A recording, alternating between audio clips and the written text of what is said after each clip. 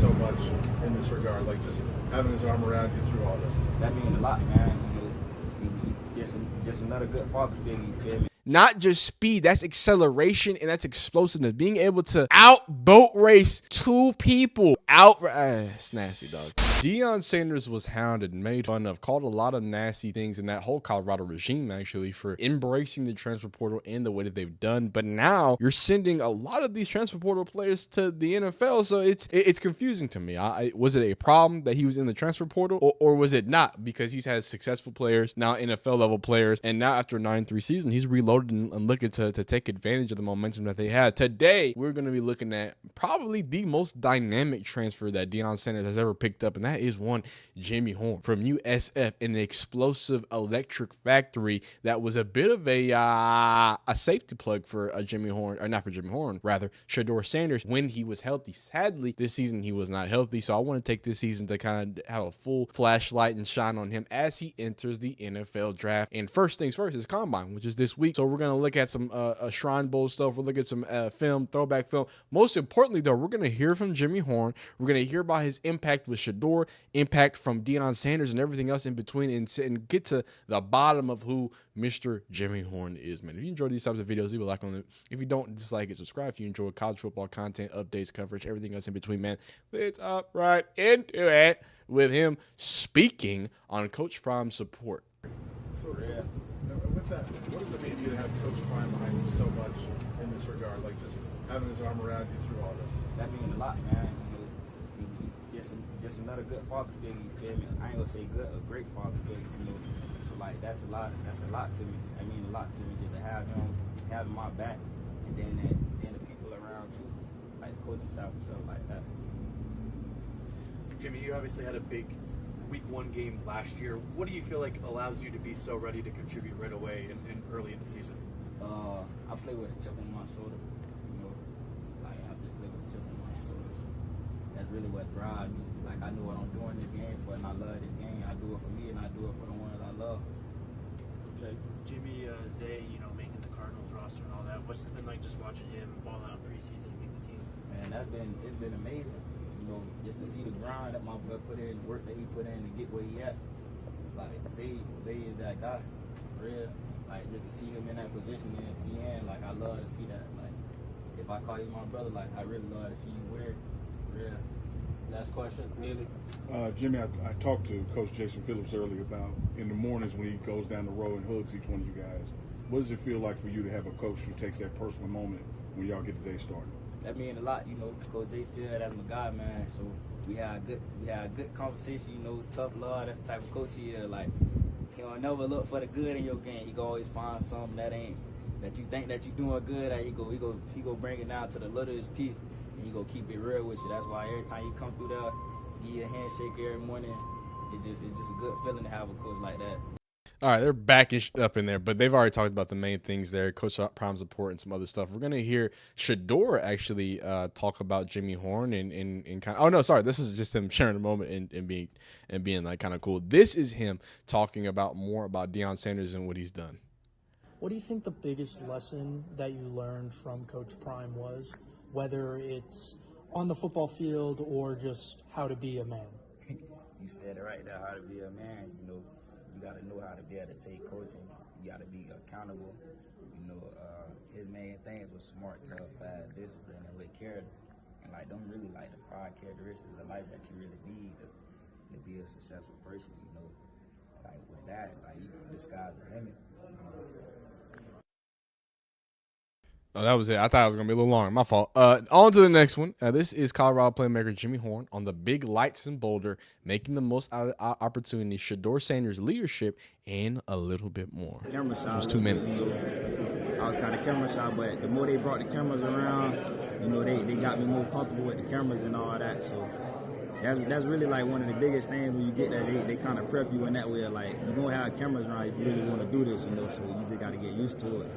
Having that Deion factor, obviously, yeah. Prime, yeah. You know, you got so many different people coming through here, like, it's just a lot, man. And it ain't like it's too much, but it's a lot. Cause like it's something that people don't experience.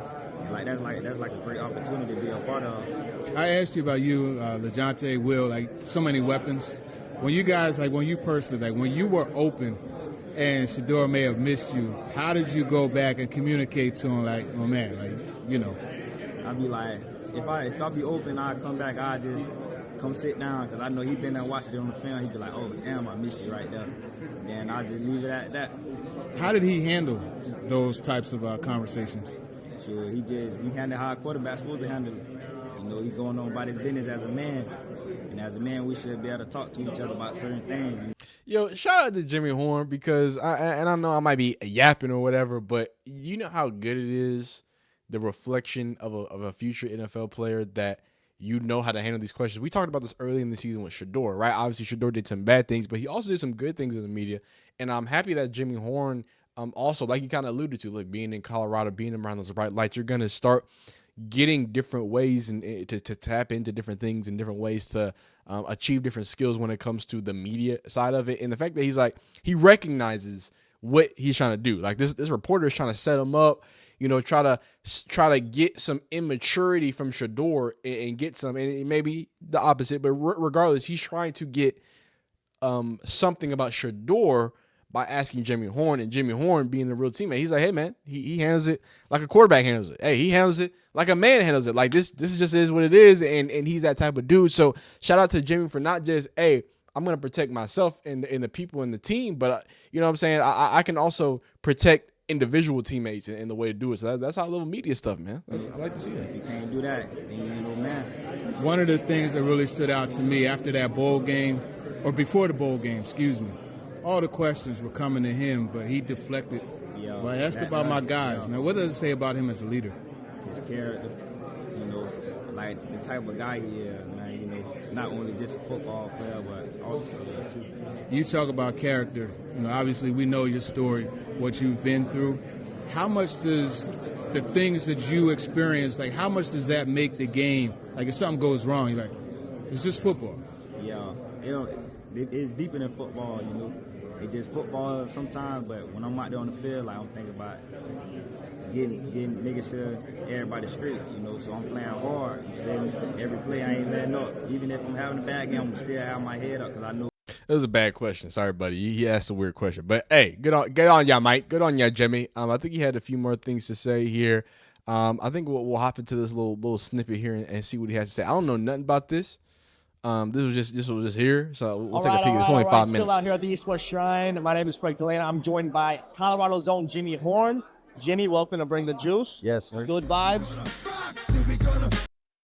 Whoa. Trying to get this copyrighted. Yo, what is happening?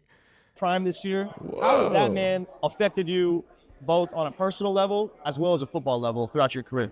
It affected me a lot, you know. On a personal level, you know, if you know my pops incarcerated and stuff like that, and he been supporting me as a father figure, you know, through life on that behalf and stuff like that, and just teaching, just giving me the game of life, you know.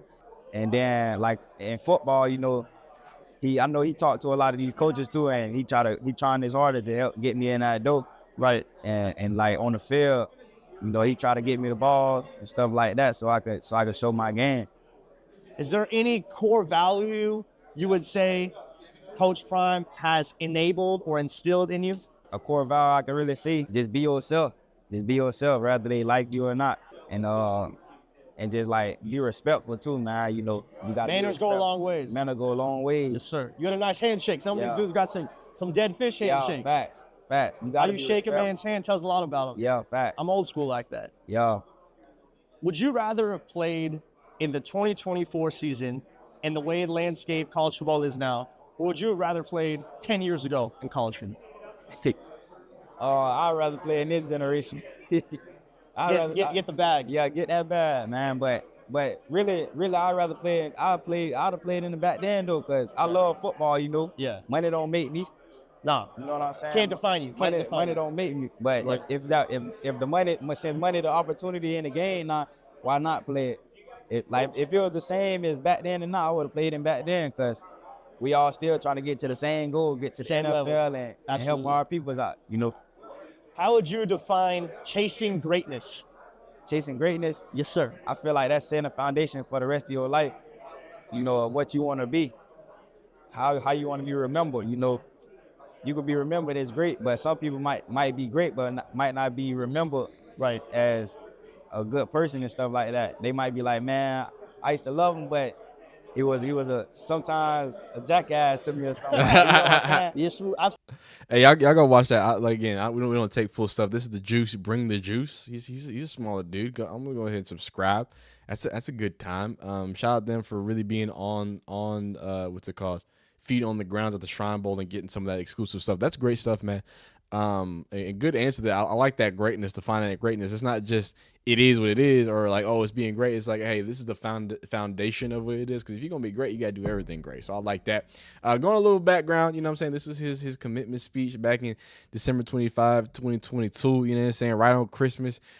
Coach Prime had him a little Christmas present, ready to rock and roll, and it was an explosive player, man. So back in 2022 numbers for the USF Bulls, he had 37 receptions, 551 receiving yards, and 3 receiving touchdowns, averaging 14.9 yards per carry. Now, the way that he has been rated draft-wise, it's been a little all over the place, right? But right now, he seems to be a guy that might slide into the draft, right? He ain't gonna get on a draft invitation. He has a combine invitation. Now, I do think he's somebody that if he runs great, he can set some things on fire, right? He's 5'10", 170. We would like to see him maybe weigh in a little bigger. You know what I mean? You can't make him taller. I mean, 5'10", I think is a good height for him. I thought he was like 5'9" or something like that. So, and 5'9", 5'10" is a big difference, especially in the receiver world.